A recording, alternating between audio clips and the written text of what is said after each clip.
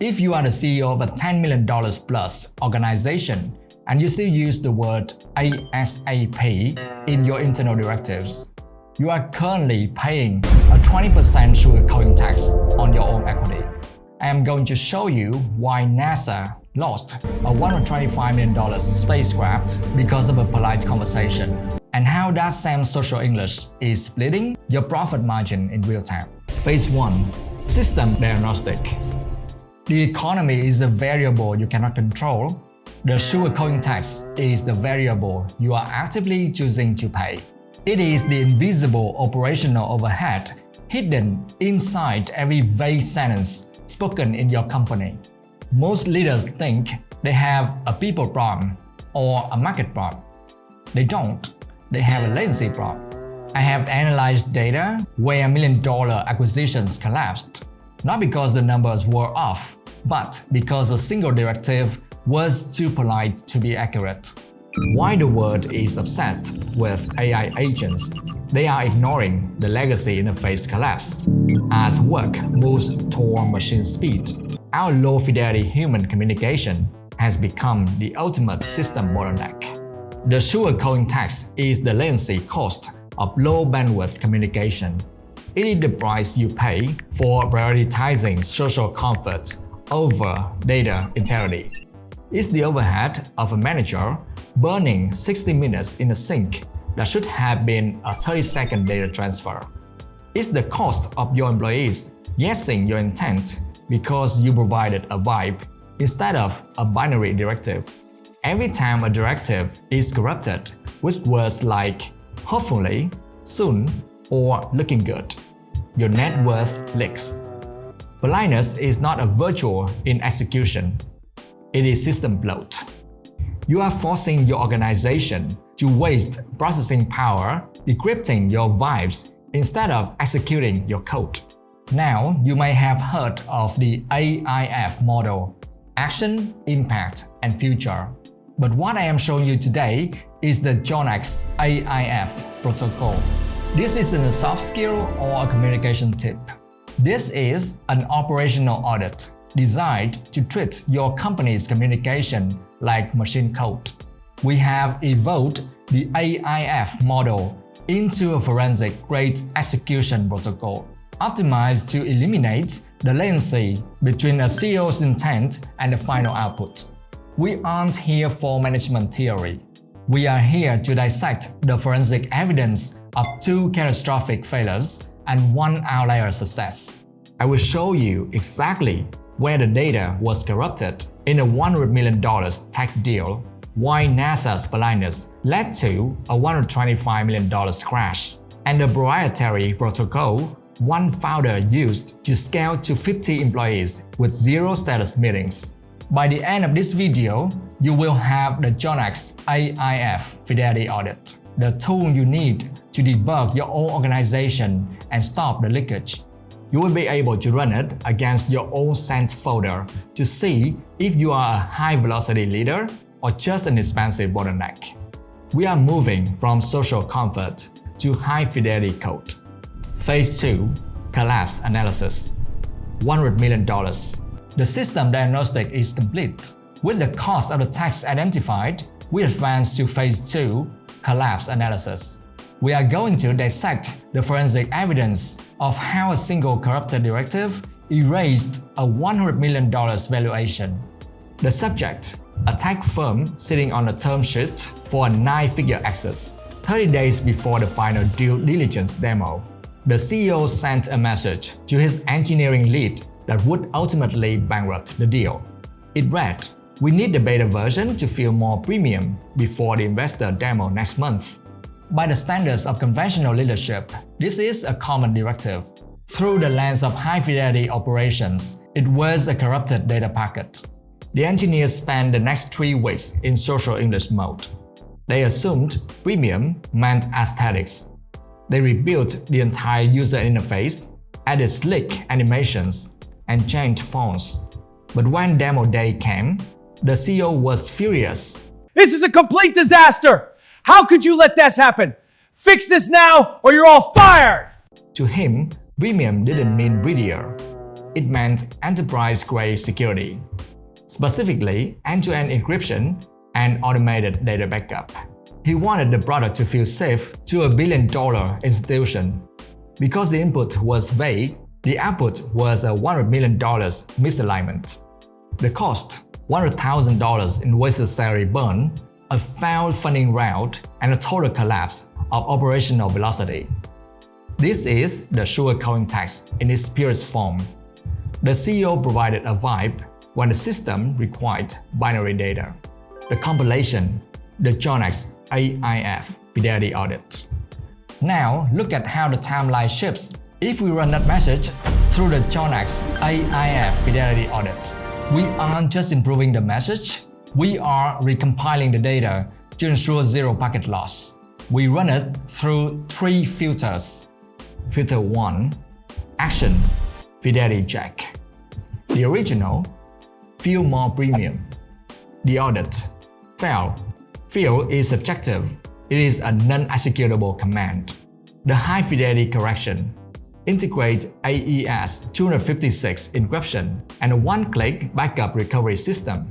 Filter 2, Impact, ROI Check. The original, non-stated. The Audit, Fail. Without the ROI, the return on investment, the system cannot prioritize resources.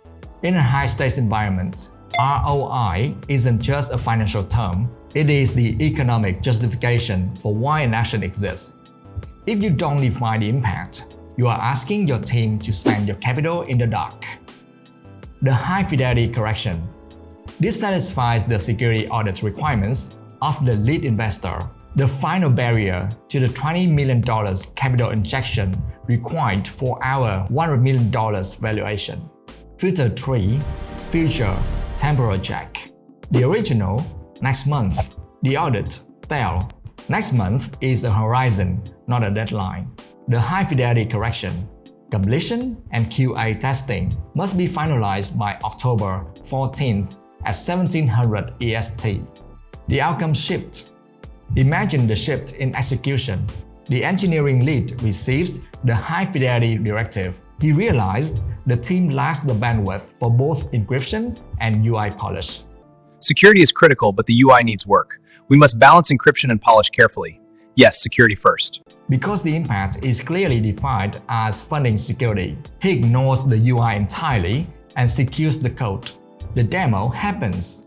The investor asks about data integrity. The CEO points to the encryption.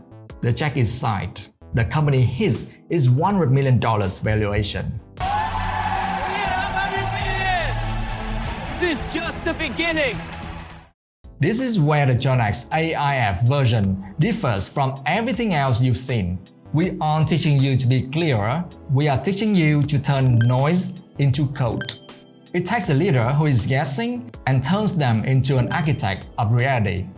Phase 3, Critical System Failure. $125 million loss. The tech deal was a failure of capital. We now advance to Phase 3, Critical System Failure. We are scaling this problem to the highest level of human engineering to show you why social English isn't just expensive, it is mathematically fatal. The data point, $125 million. In 1999, NASA lost the $125 million Mars Climate Orbiter. The spacecraft reached Mars, but instead of entering orbit, it drifted into the atmosphere and disintegrated. The root cause? One team provided raster data in English units, while the other expected metric. The system didn't fail because the engineers were incompetent. It failed because they were being nice. They didn't want to be annoying by over-verifying the units. They chose social comfort over system fidelity. In a complex system, vagueness isn't just a mistake, it's a death sentence. Let's look at the original data handoff directive. Transfer the raster performance data to the navigation team for the final trajectory calculation. It sounds professional, it sounds standard, but it is a $125 million corrupted data packet.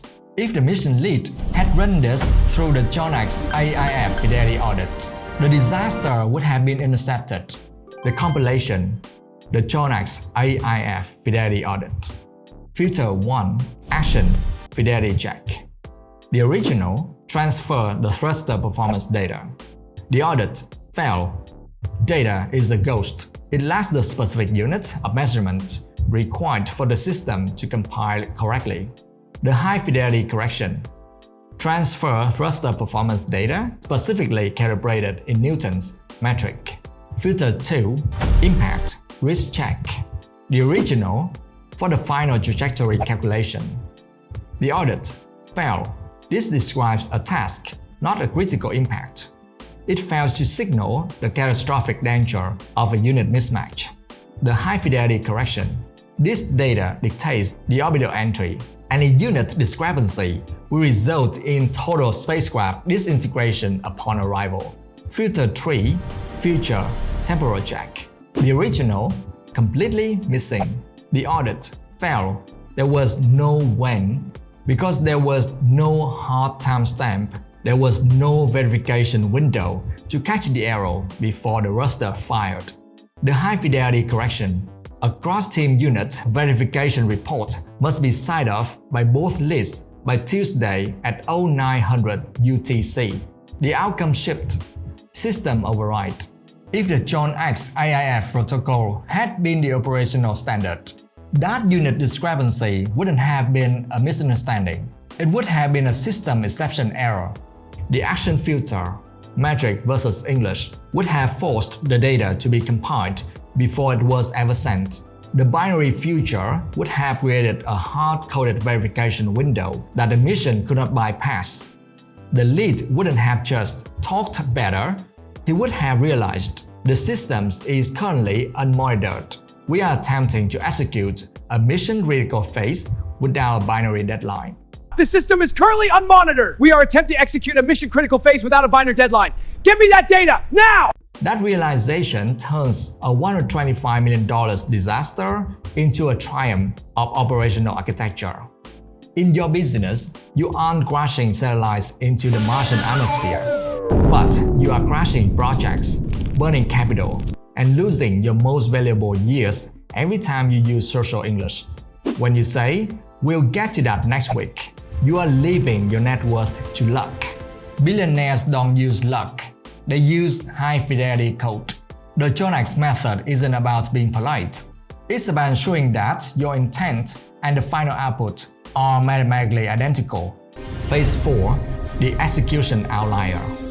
We've analyzed the crashes. Now we shift to Phase 4, the execution outlier. I'm going to show you the inverse.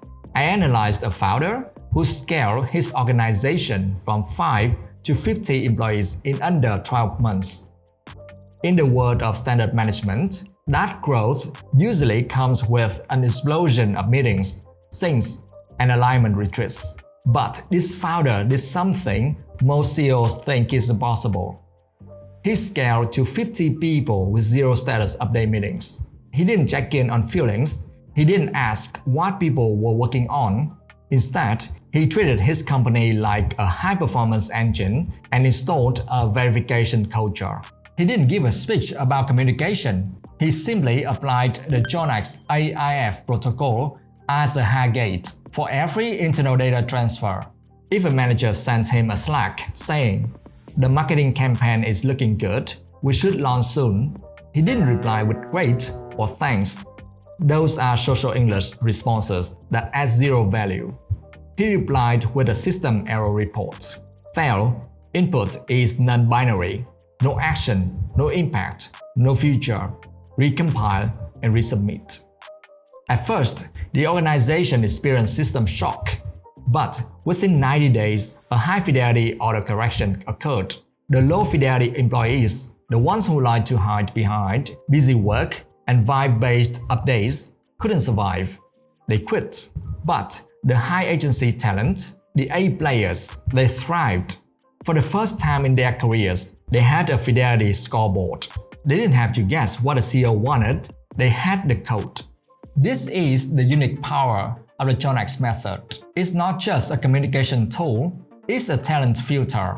It automatically flushes out mediocrity and accelerates the elite. This founder didn't coach his team, he re-architected their perception of work. By moving from social English to high-fidelity code, he eliminated 80% of the operational friction. We're moving from social English to high-fidelity code. This eliminates 80% of the friction. He didn't need meetings because there was no latency. There was no waiting for verification. There was only input and execution.